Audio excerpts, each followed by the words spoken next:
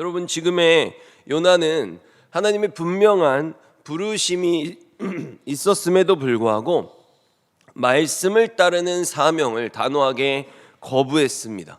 그래서 본래는 일어나서 니느웨로 동쪽으로 가야 되거든요. 근데 정반대쪽에 있는 서쪽, 그것도 그가 배를 타고 갈 수 있는, 도달할 수 있는 가장 먼 곳인 그 다시스를 그 도착하는 지점으로 택했습니다. 그렇게 그는 영육간에 깊은 잠에 빠지기까지 내려가고 또 내려갔습니다. 그런데 이 세상 모든 만물의 주관자이신 하나님께서 요나에게 그 명령하신, 말씀하신 하나님께서는 이 사명자인 요나를 놓지 않으십니다. 그래서 요나를 계속 쫓아가면서 그를 다양한 것들을 통해 계속해서 불러내시는 거예요. 니느웨로 가라고. 배에 탔을 땐 이제 배에 타서 끝났다고 생각하고 잠이 들었는지 모르겠지만 그때부터 바다를 향해 바람을 던지기 시작하십니다. 배는요, 배가 갑자기 사람처럼 그것을 보고 그 바다가 막 너무 자기를 울렁거리게 하니까 힘들어서 배가 그 생각을 하고 그 파도에다 갖다 박고 머리를 들이박고 부서지려고, 아예 여기서 부서져야 되겠다, 이거 그만해야 되겠다, 이래서 배가 그 파도에다 머리를 들이받으려고 하는 그런 모습을 취하며 요동칩니다.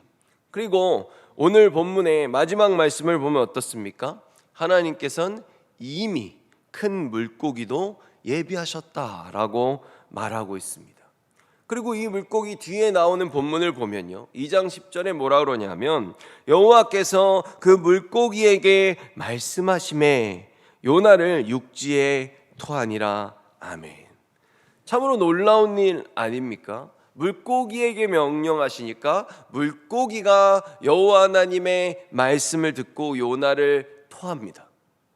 어제도 말씀드렸듯이요, 지금 이 요나서에 이렇게 보여지는 그림을 보면요, 이 세상의 모든 만물이, 그게 생물이든 아니면 미생물이든지 간에 오직 요나 딱 한 명만 빼고 전부 다 하나님 말씀에 굉장히 순종을 바로바로 잘하는 모습을 보여주고 있습니다. 이뿐이 아니에요. 4장으로 넘어가면요, 니느웨에서의 이제 사역을 마치고 돌아가는 그 요나를 깨닫게 하시기 위해서 하나님께서 박넝쿨을 사용하십니다. 근데 거기서도요, 계속 이런 어떤 그 지명한다라는 뜻인데 4장 6절을 보면요, 하나님 여호와께서 박넝쿨을 예비하사 요나를 가리게 하셨으니. 아멘. 이것도 지금 박넝쿨에 대해서 지금 말씀하실 때도 똑같은 표현을 쓰고 있는 거예요. 물고기를 예비하셨다라는 이 표현이잖아요. 근데 여러분, 원래 이 표현이 무슨 뜻이냐면 특별한 택함을 받았다라는 뜻입니다. 그래서 이거를 구약성경에서 원래는 이렇게 쓰지 않아요. 사람한테 쓰는 굉장히 거룩한 표현입니다. 언제 쓰냐면 대제사장을 지명했다, 그리고 선지자를 세웠다라는 그 표현이 지금 이곳에 사용되고 있는 겁니다. 물고기나 박넝쿨이나 지금 전부 다 여호와 하나님께서요, 모든 인생과 모든 세상 만물의 주인이심을 드러내는 그 표현을 사용하고 있죠. 이제는 하나님이 굉장히 더 심각한 상황 속에서 뭐를 보냐면 7절로 넘어가면 이렇게 됩니다. 4장 7절에 하나님이 벌레를 예비하사 벌레를 지명하여 불러서 세우신 거예요.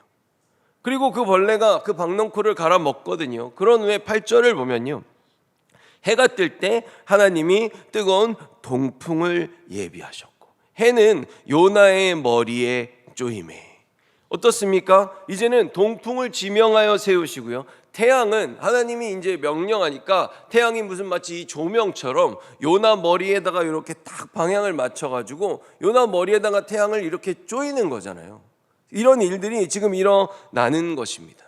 여러분, 고대 근동 지방에서 보통 남동풍인데 이 동풍은요, 무더운 그 여름에만 부는 아주 뜨거운 바람입니다. 거기를 이렇게 광야로, 사막처럼 단단한 돌밭 광야로 만드는 그 바람이 바로 이 동풍이에요. 근데 이것을 하나님이 쓰고자 하시니 이것을 예비해서 이렇게 가져와서 요나 한 사람, 지금 이 사명자 하나를 세우기 위해 이 모든 것들을 지금 마음대로 지금 예비하고 세우시는 모습을 지금 요나서에서 보여주고 있는 것입니다. 사명자 하나를 세우고요, 그 사명자를 통해 이루고자 하시는 그 뜻을 이루시기 위해 이 세상 모든 만물을 지금 총동원하고 계십니다. 저희들이 여기서 무엇을 봐야 될까요? 사람들은요, 이게 진짜 사실인지 알아보기 위해서 물고기의 종류를 찾고요, 그 동풍이 어떤 바람인지를 찾고요, 그 벌레가 어떤 벌레였을지를 이렇게 막 뒤집니다. 근데요, 우리가 여기서 봐야 되는 건 무엇이냐 하면, 첫째로는 이 모든 것을 움직이실 수 있는 하나님을 봐야 되는 거고, 우리가 이 내용을 통해 봐야 되는 건 바로 주님께서 우리들에게 주신, 우리가 때로는 등한시하고 별거 아니라고 생각하는, 나는 하고 싶으면 언제든 할 수 있다고 생각하는 그 사명의 무게를 볼 수 있어야 됩니다. 그것들이 결코 가볍지 않다는 거예요.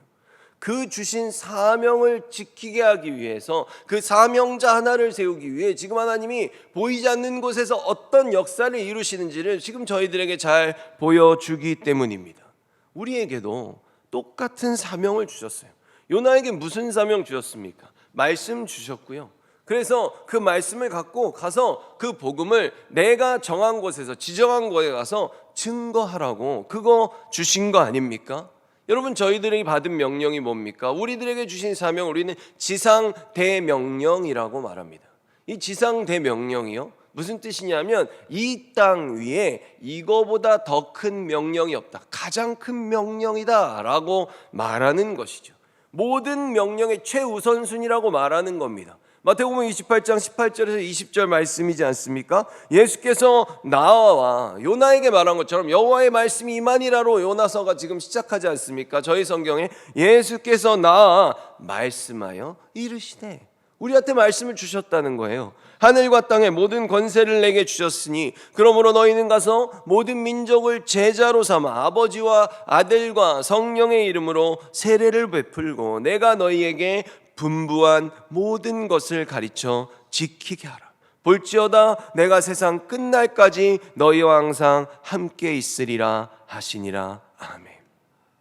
지금 이 모든 것들을 예비하시는 모습이 지금 여호와 하나님께서 지금 요나에게 명령만 하시는 것이 아니라, 그렇죠? 요나가 니느웨에 가서 복음을 전하고 그 사역을 마치고 올 때까지 계속 함께 하시는 모습이 이 예비하시는 것들을 통해 지금 잘 드러나는 거 아니겠습니까? 이처럼 하나님께서는 요나에게 말씀하셨듯이 우리에게도 말씀하셨습니다. 너희도 내가 지정하는 곳으로 가서, 우리를 그냥 살게 하는 거 아니거든요. 우리를 삶의 자리에 세워주시고요, 우리가 다 다른 직업을 갖고 있고요, 다 다른 곳에서 다른 환경 속에서 살아가는 건 바로 나를 세워주신 그 삶의 자리가 지금 요나처럼 우리를 보내신 그 자리이기 때문입니다. 오늘의 본문을 다시 보면요, 지금 사명을 받은 요나는요, 심부름 사자, 목숨을 걸고 지켜야 되는 하나님의 심부름의 사명이 아니라 죽을 사자인, 죽을 운명의 사명을 택합니다. 매우 실망스러운 모습을 보여주고 있어요. 여러분, 만약 이 배 위에서요, 요나가 지금 상황이 빼도 박도 못하고 자기 때문이라는 상황은 인정을 하고 있어요. 근데요, 가장 올바른 선택을 했다면 어떤 반응을 보이는 것이 옳았을까요? 그것은 회개하는 겁니다. 그리고 기도해야 되는 거예요. 지금 바로 선장이 배 밑에서 잠든 요나를 깨우잖아요. 너도 왜 너만 안 하고 있어? 지금 빨리 너네 신에게 너도 빨리 기도해 라고 요나를 깨웠잖아요. 근데요, 요나는 기도하지 않습니다. 요나가 기도하는 장면은 단 한 번도 1장에서는 나오지 않아요. 물에 빠져 죽을 때까지 안 나오는 거죠. 제가 처음 요나서를 다룰 때 요나의 행동이 굉장히 이율배반적이라고 말씀드렸습니다. 그게 뭐냐면 말과 행동이 전혀 일치하지 않는다는 거예요. 오늘 본문에서 이런 이율배반적인 모습의 최고봉을 보여줍니다. 그가 지금 자신을 어떻게 소개합니까? 나는 하나님을 경외하는 자야 라고 소개하잖아요. 근데 경외가 뭡니까? 하나님을 존경하고요, 하나님을 동시에 가장 두려워하는 겁니다. 그러면 하나님 경외함, 내가 가장 존경하고 가장 두려워하는 그 분을 경외함은 어떻게 드러나는가 하면 그 분의 말씀을 순종함으로 드러나는 것이 바로 하나님 경외함입니다. 삶의 최우선순위에서 내가 가장 존경하고요, 내가 가장 두려워하는 그분의 말을 듣는 것이 내 삶의 최우선순위가 되는 것이 바로 하나님 경외함이에요. 근데 말은 하나님을 경외하는 자라고 하지만 지금 그는요, 절대로 자기 고집을 끝까지 꺾지 않고 있습니다. 왜냐하면 그는 회개가 아닌 죽음을 택했기 때문이죠. 여러분, 원리상으로는 맞아요. 왜 그렇죠? 죄의 삭은 사망이죠. 죄의 대가는 사망이기 때문에 자기가 죽어야 끝날 거라고 생각하는 그 방식은 틀리지 않았죠. 그러나 지금 하나님이 요나에게 원하는 것이 죽음입니까? 아니면 니느웨로 돌아가는 겁니까? 하나님이 원하시는 건 니느웨로 돌아가라는 거예요. 지금 계속 그 메시지를 보내고 계시잖아요. 근데 요나는요, 그 자리에서 회개하고 니느웨로 돌아가지 않습니다. 그리고 그는 이 순간까지도 전혀 기도하지 않고 있어요. 여러분, 기도 왜 안 합니까? 요나는 지금 하나님을 너무 잘 알아서 하나님이 원하는 거를 골라 안 하고 있어요. 기도해봤자 뻔하잖아요. 기도하면 뻔하죠. 하나님이 하실 말씀은 정해져 있어요. 이미 받은 말씀 한 번 더 듣는 거죠. 요나는 뻔하니까 안 하는 거예요. 근데 그게 왜 어떻다는 거예요? 내가 죽어도 싫다는 거죠. 지금 자기 때문에 이 배에 같이 타고 있는 애꿎은 사람들까지 죽는 거는 눈으로 볼 수가 없어서 더 이상 자기가 도저히 어떻게 도망칠 수도 이길 수도 없는 이 추격전을 이제는 여기서 끝내려고 하는 거지요. 그런데 여러분, 사실 나를 던지라는 요나의 요구도요, 생각해 보면 저는 그래요. 이것도 되게 별로예요. 이것도 교만해요. 뭐 그렇게까지 이방인들의 손을 빌려서 죽습니까? 자기만 죽어서 정말 끝날 거라는 확신이 있으면 뛰어들면 되잖아요. 그잖아요. 자기를 왜 괜히 그 사람들이 집어 던져서 그렇게 죽여가지고 그 사람들 평생 동안 죄책감에 살게 만들어요. 그냥 왜 그 사람들 손을 굳이 꼭 빌려서 죽어야 되냐고요. 말로만 여호와를 경외한다고 하면서도 그의 말에는 끝까지 완전히 순종하려는 그런 모습이 보이지 않는다는 거예요. 근데요, 오늘 모습이요, 여호와 하나님이 누군지도 모르고 하나님을 경외한다는 게 무슨 뜻인지도 모르는 이 같이 배에 타고 있는 이 이방인들을 보면요, 이들이 신앙이 훨씬 더 좋습니다. 이들이 요나가 나를 던지면 된다고 말하니까 이 사람들이 보이는 반응을 보세요. 12절하고 13절 다시 보면요, 그가 대답하되 나를 들어 바다에 던지라. 그리하면 바다가 너희를 위하여 잔잔하리라. 너희가 이 큰 폭풍을 만난 것이 나 때문인 줄을 내가 아노라 하니라. 근데 여기서 요나가 말을 해줬잖아요. 이 폭풍을 너희가 벗어나고 살아날 수 있는 해답을 제시한 거예요. 근데 그 해답을 딱 듣고서 이 사람들이 무슨 행동을 하냐면 13절에 그러나 그 사람들이 힘써 노를 저 배를 육지로 돌리고자 하다가 바다가 그들을 향하여 점점 더 흉흉함으로 능히 못한지라. 아멘. 어떻습니까? 요나가 대답을 한 거예요. 나를 죽이면 돼. 나를 던져. 라고 말하니까 이 사람들이 그거 듣고 어떻게 하는 거예요? 어떻게 쟤를 던져? 이건 아닌 것 같아. 이러고선 이 사람들이 다시 어떻게 한 거예요? 우리 한 번만 더 힘써서 노를 저어 봅시다. 저 사람 던지지 말고 한 번 더 힘을 내 봅시다. 이러면서 지금 노를 젓는 거잖아요. 요나는 지금 왜 이러고 있습니까? 니느웨 사람들, 그 사람들 생명 살리기 싫어가지고 지금 여기서 이러고 있고, 그래도 거기는 안 가고 그냥 나는 자존심 상하고 기분 나쁘고 하기 싫은 거 하느니 그냥 죽겠다라고 생각하는 그 요나인데요, 그 요나 한 명 죽이기 싫어서 이 사람들은 지금 그 생명 구하겠다고 내가 사는 것보단 같이 살자는 지금 이 선택을 이 사람들은 지금 하고 있다는 거지요. 요나보다 훨씬 귀합니다. 생명을 훨씬 더 아끼는 더 나은 모습을 보여주고 있다는 거예요. 1장 13절에요. 그런데 바다가 어떻게 하는 거예요? 바다가 그들을 향하여 점점 더 흉흉함으로 능히 못한지라. 여러분, 그 전에는 어땠어요?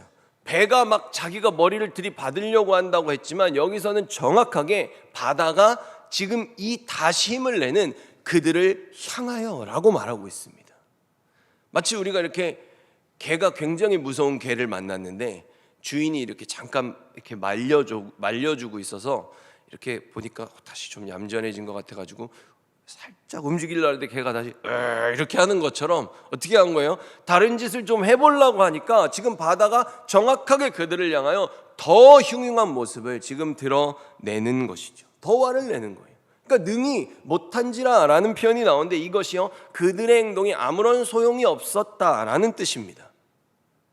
그러자 이방인들이 어떻게 하냐면요, 태어나서 처음으로 여호와 하나님께 기도를 하기 시작합니다.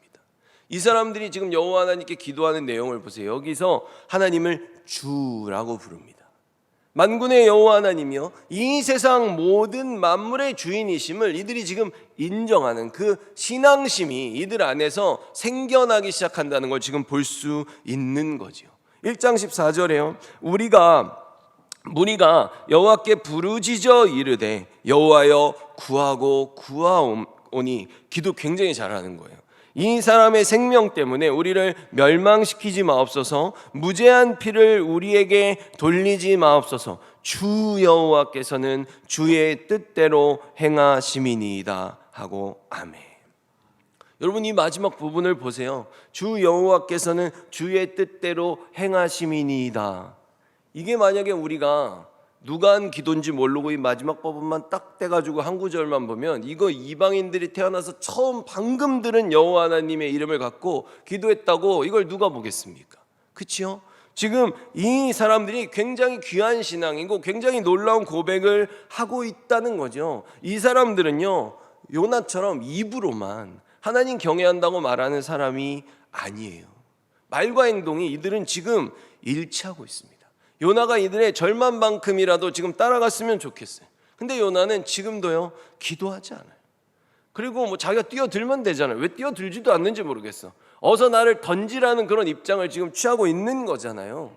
근데 그 후에 이방인들이요, 놀라운 행동을 보입니다. 15절하고 16절 보면 사람들은 요나를 바다에 던졌습니다. 그러자 바다가 잔잔해졌습니다. 16절에 사람들은 그 모습을 보고 여호와를 더욱 두려워하여 여호와께 희생 제물을 바치고 주께 맹세했습니다. 이게 서원했다는 뜻이거든요. 요나가 다 나 때문이라 했잖아요. 나를 바다에 던지면 끝날 거라고 했잖아요. 근데 여러분, 요나가 이렇게 말했을 때 정말 그 배 위에 있는 사람 전원이 다 믿었을까요? 반신반의하지 않았을까요? 정말 이게 얘 하나 때문이라고, 정말 얘 하나 때문에 이렇게까지 막 난리가 나고 정말 얘 던지면 이게 다 끝난다고? 진짜 여호와 하나님이 이걸 혼자 다 한 거라고? 이런 생각들이 그들 안에 분명히 있었을 수 있습니다. 정말 일말에 그죠? 아주 적게라도 있었을 수 있어요. 근데요, 요나를 던지니까 진짜로 끝난 거예요. 이 사람들이 어떻게 된 거예요? 급속도로 그 두려움이 이들에게 몰려오는 거죠. 와, 여호와 하나님이 진짜 무섭구나, 진짜 있구나, 얘 말이 맞았어 라는 것을 이들이 눈으로 본 거죠. 그러니까 이들이 어떻게 합니까? 그 여호와 하나님의 실체를 보았어요. 꿈을 꾼다 생각한지도 모르겠어요. 근데 크게 두려워하면서 이들이 뭐합니까? 제물을 드리는 거예요. 제사를 드렸다고 말하는 거예요. 그리고 서원하는 거죠. 여러분, 왜 제물을 드립니까? 요나가 방금 말했잖아요. 내가 여호와 하나님한테 죄 지어가지고 이렇게 된 거라고. 그러니까 자기들은 혹시 그 여호와 하나님한테 죄가 있으면 안 되잖아요. 지금 얼마나 무섭게 심판하시는지 눈앞에서 봤거든요. 그러니까 그 하나님한테 제사를 드리는 거고요, 서원하는 거잖아요. 이 사람들이 무엇을 서원하겠습니까? 하나님, 제가요 방금 전까지 바알 부르고 태양신 부르고 포세이돈 뭐 그 아무 소용도 없고 도와주지도 않는 애들 내가 불렀는데 이제 그 우상들 다 버리고 내가 여기서 살아나가는 순간부터 열심히, 내가 하나님 열심히 믿으면서 살겠습니다 라는 그런 서원들을 지금 여기서 이들이 하고 있다는 것입니다. 여러분, 지금의 요나는 영적으로 어떻게 보이십니까? 사실 요나는 보면요, 피조물이 끝까지 감히 조물주에게 자존심을 세운 겁니다. 게다가 이 모든 상황들이 심지어 자연재해 어떻습니까? 지금 배도 쓰신 거잖아요. 배에다가 이방인들까지 동원하고 지금 뭐 뒤에 나오면 물고기에 뭐 벌레, 박넝쿨에 이 모든 것들을 통하여서 하나님은 지금 요나를 설득하고 계세요. 근데 그는 끝내 거부합니다. 도대체 무엇이 지금 요나를 여기까지 몰고 왔냐는 거예요. 요나를 도대체 이 모든 상황 속에서 그가 어떤 생각을 가지고 있었기에 정말로 말로만 크리스찬인 거잖아요. 지금 우리라고 생각하면 이런 괴물 같은 존재가 되었느냐는 거예요. 모르는 게 하나도 없어요. 하나님하고 막 대화하잖아요. 말씀 다 알아요. 하나님의 뜻도 다 알아요. 근데 그걸 다 알아서 나를 겉으로 굉장히 포장은 잘하고 있어요. 선지자고 하나님을 뭐 경외하는 자고 다 해요. 근데 삶은 하나도 그렇게 살아내지 않는 이런 괴물 같은 존재가 지금 요나가 되었다는 것입니다. 죄책감도 없어요. 여러분, 자기가 생각할 때 나는 아직까지 선민이라는 생각 때문입니다. 신앙적 우월감이요, 사람을 이렇게 영적으로 무감각하게 만드는 거예요. 정말로 무서운 겁니다. 먼저 된 자라는 그 생각에, 유대인들의 그 생각이요, 예수님도 죽이잖아요. 그 생각이 정말로 무서운 거예요. 여호와 하나님을 먼저 알았다, 내가 주님 안에서 먼저 살아왔다, 그 우월감과 그 특권의식이 지금의 이 요나라는 아집으로 똘똘 뭉친 선지자를 만들었습니다. 4장 9절에 보면요, 하나님이 요나에게 이르시되 내가 성내는 것이 어찌 옳으냐 하시니 그가 대답하되 내가 성내어 죽기까지 할지라도 옳으니이다 하니라. 아멘. 여러분, 이게 사람이 하나님한테 할 대답입니까? 그렇잖아요. 여러분, 이게 요나입니다. 나는 자격이 있고 저 이방인들 쟤네는 자격이 없어요. 나는 사랑을 받아도 되는데요, 쟤네는 안 됩니다. 나는 구원도 받고 축복도 받고 누려도 되는데 쟤네는 안 돼요. 내가 볼 때 쟤네는 자격이 없어. 나는 자격이 있고. 여러분, 교회에 먼저 다닌 거, 예수님 먼저 믿은 거, 내가 하나님 축복 조금 더 먼저 받은 거, 그게 그렇게 대단합니까? 하나님의 축복과 은혜는 대단해요. 근데요, 제가 말하는 건 뭐냐 하면, 내가 받은 축복과 은혜가 지금 하나님이 다른 사람들한테 새롭게 주시는 축복과 은혜보다 질적으로 더 좋냐는 거예요. 제가 예전에 한 목회자분하고요, 의견이 부딪힌 적이 있어요. 제가 목회자하고는 웬만해서는 싸우지 않는데 의견이 많이 심하게 부딪혔습니다. 근데 저는 아직도 그 목사님이 저에게 했던 말을 잊을 수가 없어요. 저한테 뭐라 그러냐면, 상황적으로 봤을 땐 당신 말이 맞는데 하나님이 나를 더 사랑하기 때문에 결국엔 내 편을 들어주실 거라는 거예요. 여러분, 이게 말인지 방구인지 진짜 제가 볼 때요, 목회자로서 도저히 해서는 안 되는 행동을 하고 있었어요.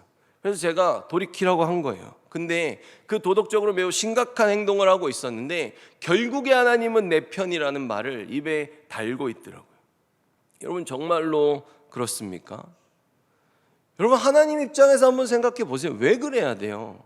하나님 말씀도 안 듣고 하나님한테 자존심 세우고 신경질 내고 계속 죄만 지으면서 왜 하나님이 그 사람 편을 계속 들어줘야 하냐는 겁니다. 그렇지 않아요. 요나도 지금 똑같은 거예요. 왜 하나님이 하나님 말씀도 안 듣고 자기 멋대로 판단하고 행동하고 복음 전할 생각도 안 하고 니느웨로 지금 가지 않고 계속해서 도망치는 이 요나 편을 왜 들어주셔야 됩니까? 정말로 하나님을 경외하고 하나님으로부터 먼저 사랑을 받은 선민이라면요, 정말 선민답게 더 기도도 많이 하고 잘해야 되고 더 하나님 두려워할 줄 알아야 하는 거 아닙니까? 여러분, 하나님의 은혜를 먼저 받았다는 거, 하나님의 사랑을 먼저 받았다는 거, 그래서 내 삶에요, 그 소중한 신앙의 경험들이 가득하고 하나님께서 내게 주신 그 세상의 축복이 많잖아요. 그건 축복의 결과물들일 뿐이에요. 그 결과물들이 내 신앙을 대변하거나 현재의 내 신앙을 대신할 수 있는 게 아니라는 거죠. 여러분 어떻습니까? 여러분들은 엄청나게 큰 초대형 교회 성도님들 만나본 적 있어요? 거기서 시작할 때부터 다녀본 그런 분들 만나잖아요. 교회 성도가 되게 많고요. 교회 빌딩이 진짜 크잖아요. 그게 자기 신앙의 크기인 줄 알아요. 제가 우리나라에서 정말로 제일 큰 교회의 장로님을 전도사 시절에 만난 적이 있는데 정말로 저를 불쌍히 여기시더라고요. 아주 하찮게 여기더라고요. 저를 무슨 약간 그지 대하듯이 대하는데 기분이 좋진 않았어요. 근데 그때 저는요 10명도 안 되는 개척교회에서 보수도 없이 전도사 사역할 때입니다. 여러분, 축복의 결과물이 나에게 주어진 건 하나님의 은혜죠. 그러나 지금의 내 신앙이 하나님의 은혜를 계속 받을 수 있는 그런 신앙의 상태가 아니고 축복을 주실 이유가 없는 상태라면 내가 그동안 받은 게 많은 그것들은요 우리들의 신앙을 대변할 수 없다는 거예요. 먼저 주님 만나서가 아니라 우리의 신앙은 언제나 바로 지금 이 순간 내가 하나님의 말씀에 목숨을 걸고 있는지, 내가 정말 하나님이 보실 때 하나님을 경외하는 자로 살아가고 있는지에 대한 그 현재가 기준입니다. 여러분, 요나가요 왜 아직까지도 이렇게 교만하고 두려움 없이 나를 던지라고 어떻게 이렇게 기도도 한마디 안 하면서 당당할 수 있는 줄 아십니까? 아직 진짜로 안 죽어서 그래요. 진짜로 던져보고 진짜로 물에 빠져가지고 거기서 숨도 못 쉬면서 그 죽어가는 고통이 어떤지 경험하면요 바로 2장으로 넘어가면 기도 굉장히 열심히 하잖아요. 2장 전체가 기도예요. 여러분, 내가 예전에 받은 축복의 결과물들 그거 믿고 하나님한테 까불면 정말 한순간입니다. 부자는 망해도 3년은 간다. 이거는 하나님 모르는 세상 사람들이 하는 말이에요. 하나님은 이렇게 말씀하시죠. 누가복음 12장 20절에서 21절. 그러나 하나님께서 그 사람에게 말했다. 어리석은 사람아, 오늘 밤 내 영혼을 가져갈 것이다. 그러면 내가 준비한 것을 누가 가져가겠느냐. 이런 사람은 자신을 위해 재물을 쌓고 하나님께 대하여 부요하지 못한 사람이다. 아멘. 이게 하나님의 역사입니다. 하나님은 모든 세상 만물의 주관자세요. 생명의 주인이세요. 지금 혹시 우리에게도 이 부자 같은 생각, 요나 같은 생각이 있는지 모르겠어요. 내가 하나님을 먼저 만났다는 이유로, 나는 너보다 신앙적으로 훨씬 더 많은 것을 누려봤다는 이유로, 지금 나에게 여전히 많은 축복의 결과물들이 주어져 있다는 이유로 내가 하나님을 정말로 뜨겁게 경외하지 않는데 나는 괜찮아 라는 생각이 있다면, 지금 실제로는 그런 삶의 자리를 떠나 있는 자신을 볼 수 있기를 원합니다. 만약 요나처럼 입만 살아있으면요 우리는 정말로 하나님께서 당근 모드에서 채찍 모드로 그것을 바꾸시는 순간 단번에 요나처럼 될 수 있기 때문입니다. 여러분, 지금의 요나 어떻습니까?